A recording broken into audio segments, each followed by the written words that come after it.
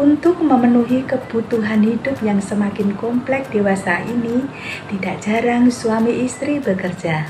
Oleh karena itu, kami dari Universitas Indraprasta PGRI Jakarta menyelenggarakan bisnis jasa penitipan balita yang kami beri nama Nestoria Kids House. Kami beranggotakan Ayu Amalia Lestari, Mawar Safitri, Nurul Afni Anzani, Utami Ningsih, Siti Nurjana, dan C. Kusmini akan mempresentasikan bisnis kami, yaitu jasa penitipan balita. Mari kita simak bersama. Gambaran usaha. Perubahan sosial ekonomi sejak tahun 2022 membuat banyak para orang tua, terutama dari kalangan generasi milenial serta dengan generasi Gen Z, harus bekerja keras tanpa mengesampingkan kewajiban mereka sebagai orang tua. Usia 1-6 tahun adalah masa-masa emas bagi pertumbuhan anak. Nestoria Kids House hadir sebagai solusi terpercaya yang menyediakan pelayanan penitipan anak atau penitipan balita yang menyediakan keamanan, kenyamanan, serta ramah anak. Produk dan layanan Nestoria Kids House. Yang pertama, ada kelas edukasi usia dini, yaitu pembelajaran interaktif yang dirancang sesuai dengan tahap perkembangan anak usia dini. Lalu yang kedua, ada aktivitas sosial dan pengembangan diri, di mana kegiatan yang mendorong anak bersosialisasi, percaya diri, dan mandiri. Lalu yang ketiga, ada laporan perkembangan anak, di mana fasilitas ini yaitu pemantauan rutin yang dilaporkan kepada orang tua untuk melihat progres anak. Dan yang keempat, ada kegiatan tematik khusus, yaitu program mingguan atau bulanan dengan tema menarik yang merangsang kreativitas dan minat anak. Baik, di slide ini saya akan menjelaskan mengenai analisis SWOT. Analisis SWOT merupakan analisis yang digunakan untuk mengidentifikasi dan mengevaluasi faktor-faktor internal dan eksternal yang mempengaruhi kinerja atau organisasi. SWOT sendiri merupakan singkatan dari Strengths, Weakness, Opportunities, dan Threats. Nestoria Kids House menghadapi berbagai tantangan dalam menjalankan bisnis penitipan anak, terutama terkait biaya dan kepercayaan orang tua. Kepercayaan orang tua juga dibangun melalui komunikasi yang terbuka dan konsisten. Kami selalu memberikan update tentang kegiatan dan perkembangan anak-anak melalui berbagai kanal komunikasi, sehingga orang tua dapat selalu terhubung dan memantau perkembangan anak mereka. Dengan komitmen dan kualitas kepedulian terhadap setiap anak, Nestoria Kids House bertekad untuk menjadi pilihan utama bagi keluarga yang mencari solusi penitipan anak yang aman, nyaman, dan mendidik. Perkenalkan, saya Yoma Lestari yang akan menjelaskan materi selanjutnya tentang usaha yang kami rencanakan. Kami percaya bahwa masa kecil adalah masa paling penting dalam pembentukan karakter dan kecerdasan anak. Karena itu, kami mendirikan Nestoria Kids House sebagai usaha penitipan balita yang tidak hanya aman dan nyaman, tetapi juga ramah anak dan mendukung perkembangan holistik mereka. Untuk memperkuat arah usaha ini, tentu saja kami menggunakan analisis SWOT guna mengetahui posisi usaha kami secara menyeluruh dengan yaitu menganalisis kekuatan. Nestoria Kids House punya 5 kekuatan utama yang membuat kami berbeda. Pertama, kami menyediakan produk dan jasa yang sangat bervariatif, mulai dari layanan penitipan reguler hingga aktivitas edukatif dan kreatif yang disesuaikan dengan usia anak. Kedua, harga yang kami tawarkan fleksibel sehingga dapat menyesuaikan dengan kemampuan orang tua. Yang ketiga, lokasi kami sangat strategis dan mudah dijangkau. Yang keempat, promosi yang kami lakukan menyasar anak secara spesial, seperti paket ulang tahun atau kelas tematik. Dan yang terakhir, kami memiliki SDM yang mumpuni dan terlatih dalam bidang pengasuhan anak usia dini. Lalu ada analisis kelemahan. Kami juga menyadari bahwa kami masih memiliki kekurangan. Salah satunya adalah keterbatasan tenaga profesional. Kami masih perlu menambah staf yang memiliki sertifikasi atau pengalaman khusus dalam PAUD. Selain itu, usaha ini cukup bergantung pada jumlah anak yang dititipkan. Jika jumlahnya turun, maka pendapatan otomatis terpengaruh. Lalu, kami juga menganalisis peluang dalam usaha kami. Kami melihat peluang besar dalam meningkatnya tren value-based lifestyle, di mana orang tua kini lebih memilih layanan yang selaras dengan nilai dan prinsip mereka. Selain itu, kesadaran terhadap pentingnya pendidikan usia dini juga terus tumbuh. Kami juga terbuka terhadap kolaborasi dengan sekolah atau komunitas parenting yang bisa menjadi jembatan untuk memperluas pengaruh dan jejaring kami. Lalu kami juga menganalisis faktor ancaman. Di sisi lain, kami tidak menutup mata terhadap ancaman yang ada. Persaingan dalam dunia penitipan anak semakin tinggi karena banyak layanan serupa bermunculan. Lalu, kondisi ekonomi masyarakat juga bisa menjadi tantangan tersendiri dalam menjaga kestabilan bisnis. Yang tak kalah penting, kekhawatiran orang tua terhadap keamanan dan keselamatan anak, terutama pasca pandemi, membuat kami harus ekstra ketat dan menjaga standar kebersihan dan keamanan. Kids House memiliki 4 strategi pemasaran yang dapat menjadi daya tarik pelanggan. Karena kami menargetkan para orang tua usia 25-40 tahun, kelas menengah ke atas yang memiliki anak usia 1-6 tahun. Nah, untuk mengetahui 4 strategi pemasaran tersebut akan dilanjutkan oleh teman saya. Baiklah, selanjutnya saya akan menjelaskan tentang strategi marketing. Strategi yang pertama adalah produk. Kami menawarkan layanan penitipan harian, mingguan, hingga bulanan. Tak hanya itu, anak-anak juga bisa mengikuti program belajar sambil bermain yang menyenangkan. Tersedia layanan antar jemput opsional, laporan tumbuh kembang anak, serta menu makanan sehat yang didampingi konsultasi gizi untuk mendukung perkembangan optimal si kecil. Strategi yang kedua yaitu price. Kami menerapkan sistem harga yang fleksibel, disesuaikan dengan kebutuhan orang tua. Tersedia pula paket bundling untuk langganan jangka panjang, dan diskon referral untuk setiap rekomendasi layanan kami kepada orang lain. Strategi ketiga adalah promotion. Kami aktif di media sosial dengan konten parenting yang bermanfaat. Selain itu, kami juga mengadakan open house dan trial gratis, serta menjalin kemitraan dengan perusahaan dan dokter anak untuk memperluas jangkauan dan kredibilitas layanan kami. Dan yang terakhir adalah place. Lokasi kami sangat strategis, dekat dengan pusat aktivitas orang tua, dan kami juga menyediakan sistem reservasi yang mudah, baik secara online maupun offline, serta pilihan shift pagi dan sore agar fleksibel bagi para orang tua yang sibuk.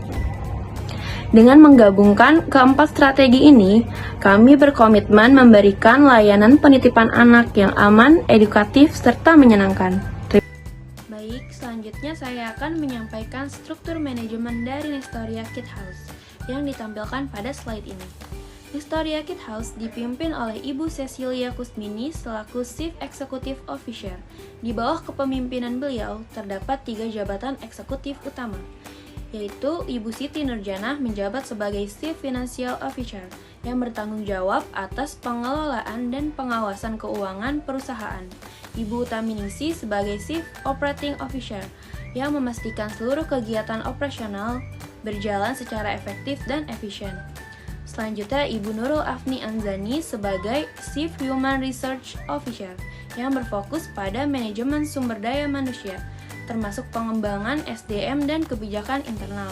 Selain itu, tim manajemen juga diperkuat oleh Ibu Mawar Safitri selaku Chief Marketing Officer yang bertugas mengembangkan dan mengimplementasikan strategi pemasaran, serta Ibu Ayu Amalia Lestari sebagai Chief Product Officer yang bertanggung jawab dalam pengembangan produk dan inovasi layanan. Nestoria Kid House dijalankan oleh tim manajemen yang profesional dan kompeten di bidangnya. Mereka siap melaksanakan setiap kewajiban serta tanggung jawab dengan integritas tinggi dan dedikasi penuh guna mewujudkan visi perusahaan dalam memberikan layanan terbaik bagi anak-anak dan keluarga Indonesia. Demikian pemaparan struktur manajemen. Dysphoria Kids hadir dengan rencana operasional menyesuaikan kebutuhan antara orang tua dengan anak. Jadi ketika bapak dan ibu bekerja mencari nafkah dan bepergian, itu terasa lebih tenang karena dari penjagaan Dysphoria Kids sudah dirancang dengan aktivitas harian. Jadi ketika bapak dan ibu di luar, maka bapak dan ibu tetap mendapatkan aktivitas harian dari yang kami kirimkan kepada bapak dan ibu. Untuk alokasi fasilitas, kita memiliki ruang kelas terbagi antara per umur. Tentu saja kami menyediakan ruang kelas yang terbagi menjadi per umur. Ada ruang bermain indoor dan outdoor. Tentu saja kami memerhatikan bahan yang digunakan dalam bermain si anak. Karena apa? Karena keselamatan itu lebih penting dari apapun. Makanya Dysphoria Kids hadir untuk menjaga anak-anak dari bapak dan ibu. Kami memiliki ruang guru dan ruang administrasi. Dia akan double secure, di mana tak hanya security atau CCTV saja, tapi keduanya kami menyediakan security juga, CCTV juga. Jadi anak ibu dan bapak jauh lebih aman menjaganya, karena kita tidak tahu orang jahat itu dimanapun dan kapanpun. Bahkan dari pihak kami pun mungkin mendapatkan kelalaian, tapi kami menjaga kelalaian itu dengan double secure, di mana CCTV dan secure. Orang tua tentu saja, di mana ketika ibu dan bapak sudah selesai bekerja ingin mengambil anak dari bapak dan ibu, jadi kami menyediakan ruang tunggu untuk orang tua. Lalu kami ada toilet kami terbagi dari toilet anak, toilet orang tua, dan toilet staff. Lalu kami ada ruang istirahat. Nah, ruang istirahat ini digunakan agar si kecil terlelap ketika menyelesaikan pembelajaran dari kami. Seperti itu. Bahkan ruang istirahat juga dapat digunakan sebagai UKA, unit kesehatan anak. Ada anak kurang fit tiba-tiba saat di Dysphoria Kids, maka kami langsung bawa si anak ke unit kesehatan anak agar mendapatkan pertolongan pertama dengan P3. Oke, untuk jam operasional kami buka dari setengah 8 pagi sampai dengan jam 5 sore. Tapi ketika bapak dan ibu ingin setengah hari saja, kami dapat menyesuaikan dengan pekerjaan bapak dan ibu. Jadi kami buka layanan setengah hari yang disesuaikan dengan pekerjaan bapak dan ibu. Lalu untuk program dan kegiatan, kami menyediakan kurikulum tematik di mana anak dapat bermain, eksplor, seni, sosial, dan emosional. Lalu untuk kegiatan harian kita ada morning circle, di mana kita berkumpul bersama pagi-pagi menyemangati anak-anak ibu dan bapak agar lebih bersemangat di pagi hari. Lalu kita ada belajar tematik ringan. Nah, tentu saja dari kita tidak mengajarkan anak bapak dan ibu dengan pelajaran yang langsung sulit gitu. Jadi diawali dengan belajar tematik ringan terlebih dahulu. Di snack time kita ramai-ramai memakan snack dari Dysphoria Kids. Jadi ada relasinya antara penggabungan anak-anak yang satu dengan yang lainnya. Jadi tentu saja kita mengajarkan sosial kepada anak-anak bapak dan ibu, aktivitas motorik dan kreatif. Tentu saja kami mengajarkan anak bapak dan ibu juga menjadi lebih kreatif. Kita ada storytelling dan bernyanyi. Mengapa? Agar bapak dan ibu yang memiliki anak yang dititipkan kepada Dysphoria Kids lebih mengasah bakatnya, mengetahui bakat dan perkembangan dari anak-anak bapak dan ibu. Istirahat siang, di mana aktivitas tambahan seperti field trip. Jadi field trip ini dilaksanakan sesudah tidur siang. Anak dari bapak dan ibu itu tidur siang terlebih dahulu. Bapak dan ibu juga menjadi lebih kreatif. Kita ada storytelling dan bernyanyi. Mengapa? Agar bapak dan ibu yang memiliki anak yang dititipkan kepada Nesporia Kids lebih mengasah bakatnya, mengetahui bakat dan perkembangan dari anak-anak bapak dan ibu. Istirahat siang di mana aktivitas tambahan seperti field trip. Jadi field trip ini dilaksanakan sesudah tidur siang. Anak dari bapak dan ibu itu tidur siang terlebih dahulu. Lalu ketika di jam 3 sore itu melaksanakan field trip. Jadi jalan-jalan sebentar di lapangan Nesporia Kids. Perayaan hari besar nasional seperti misalkan Hari Anak atau Hari Kartini kita laksanakan bersama agar buah hati kecil ibu, bunda, ayah, bapak itu dapat mengetahui anak-anak yang dirayakan secara hari besar lahir. Ada parenting bersama orang tua. Tentu saja dari kami tidak sepenuhnya untuk memparenting anak-anak dari bunda dan ayah dengan parenting yang kami ajarkan. Jadi tentu saja kami menyediakan ruang untuk ayah bunda kepada anak-anak dari ayah bunda. Lalu untuk standar operating procedure kita yang pertama ada penerimaan anak. Kita terima terlebih dahulu anaknya, kita ajak bermain kecil, sedangkan kedua orang tua melaksanakan pendaftaran formulir di ruang administrasi. Lalu yang terakhir kita wawancara dengan orang tua. Jadi kita wawancara dengan orang tua. Yang pertama ada bibit, bebet dan bobotnya. Karena kita tidak tahu kan si kecil alergi apa, atau si kecil hal yang disukainya apa, yang tidak disukainya apa, kita tanya terlebih dahulu. Karena untuk mendekatkan diri dengan si kecil itu penting bagi kami melalui wawancara orang tua. Selanjutnya kita ada kesehatan harian, di mana kita cek suhu secara harian, lalu ada sanitasi secara berkala, lalu yang terakhir anak yang sakit tidak diwajibkan untuk masuk di Nesporia Kids, untuk hadir dalam pembelajaran di Nesporia Kids. Mengapa? Karena menurut Nesporia Kids, anak yang sakit membutuhkan peran penting orang tua. Jadi kebersamaan bersama orang tua dengan anak itu penting dalam kesembuhan si anak.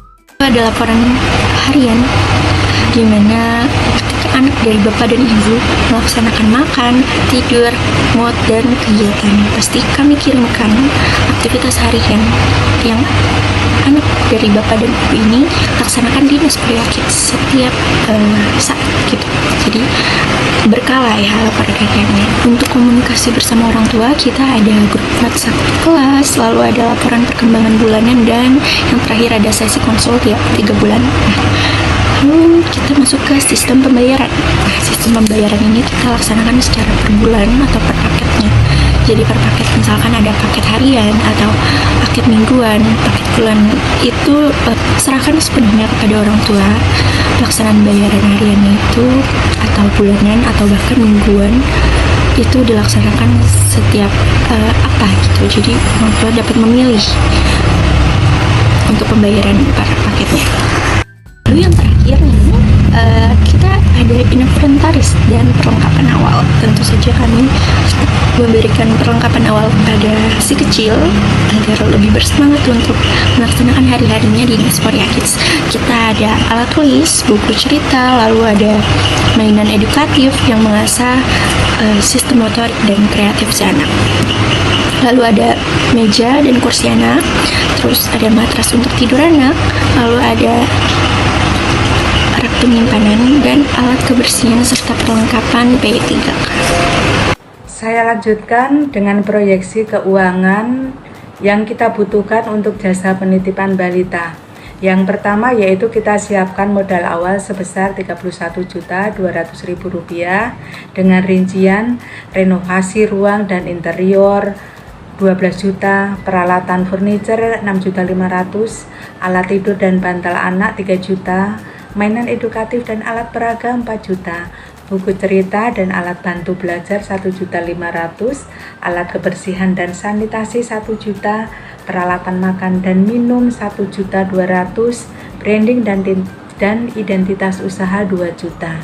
Yang kedua yaitu estimasi biaya operasional untuk 6 bulan ke depan sebesar Rp81.300.000 dengan rincian gaji pengasuh anak 2 orang 30 juta, gaji administrasi dan penjaga 12 juta, listrik, air, dan internet 4.200.000, snack dan makan siang 4.950.000, alat tulis dan kegiatan edukasi 300.000, kebersihan dan laundry 400.000, komunikasi dan laporan anak 200.000. Yang ketiga yaitu biaya promosi dan launching sebesar 3 juta dengan rincian desain dan cetak brosur 500.000, iklan media sosial 1 juta, event launching dan trial day 1.500.000. Kemudian kita juga menganggarkan cadangan tak terduga yaitu sebesar 5.775.000. Sehingga total yang kita perlukan untuk bisnis jasa penitipan balita ini sebesar Rp121.275.000. Demikian keuangan yang kita estimasikan untuk usaha bisnis jasa penitipan balita. Simpulan, Nestoria Kids House hadir sebagai solusi modern untuk orang tua aktif yang menginginkan layanan penitipan anak usia 1-6 tahun yang aman, nyaman, dan berkualitas. Mengusung konsep belajar sambil bermain, Nestoria dilengkapi dengan fasilitas antar jemput, menu sehat, laporan tumbuh kembang, serta dengan reservasi yang fleksibel. Lalu, berlokasi strategis dan berorientasi pada perkembangan holistik anak, Nestoria berkomitmen menjadi mitra terpercaya dalam tumbuh kembang generasi masa depan.